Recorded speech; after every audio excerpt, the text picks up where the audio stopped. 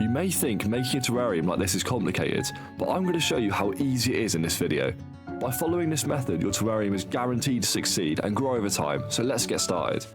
I'm going to be using this large jar that I got off Amazon for £20. It will be suitable to use as you can clearly see through the glass and it is a large opening for working through at the top. I'm next going to add in lacquer for the drainage layer. Lacquer is a great medium to use as it's porous in nature and will absorb water sitting in the drainage layer, and it's also very light. Another good medium would be lava rock, however you can just use small stones that you find outside.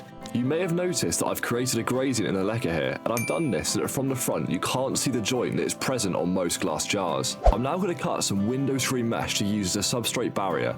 This will stop soil from falling in between the lacquer and absorbing the water.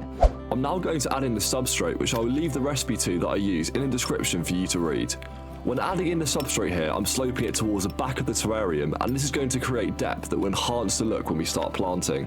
For the hardscape, I'm going to be using this piece of driftwood, however currently it's too big to fit in the terrarium, so I gave it a quick saw. I noticed that this archway in the wood would fit a mini door that my mate 3D printed me, so I used Sharpie to colour it in. By using a combination of superglue and tissue, I joined the door into the archway. When superglue and tissue react, it goes rock solid and creates a super strong bond.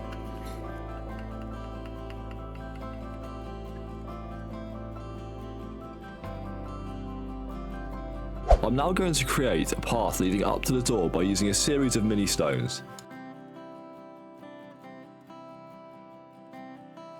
The hardscape is complete, so it's time to start planting. The first plant I'll be using is a Nephrolepis fern, which I plant into the back of the terrarium behind the driftwood to fill up the top of the terrarium. For the next plant, I created a small hole to plant it in, and I stripped the roots of its current soil.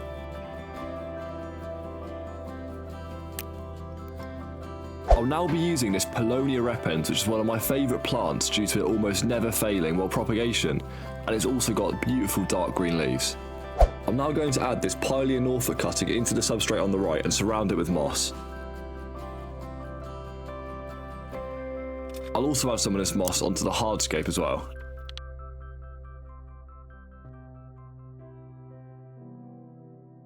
I'm now going to start adding in some smaller plant cuttings like this Ficus quercifolia. These will grow on top of the moss or on the hardscape.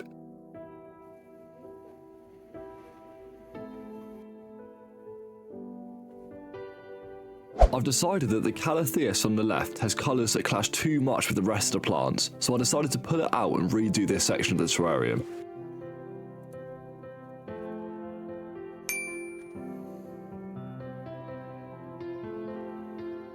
Instead, I'm going to use these cuttings of Pilea Moon Valley, which I believe complement the colour scheme better.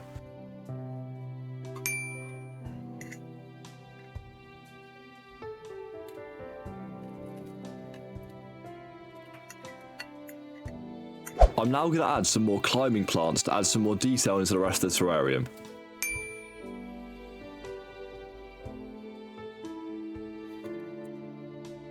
It's now time to water the terrarium.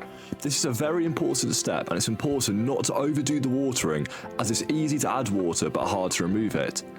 I'm using rainwater here, but I'd recommend deionized water as well if you have access.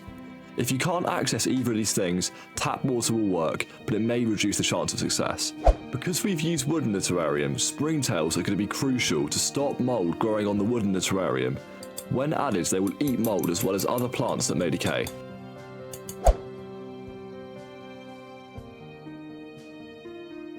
After this, I placed the lid back on the terrarium and it was finished.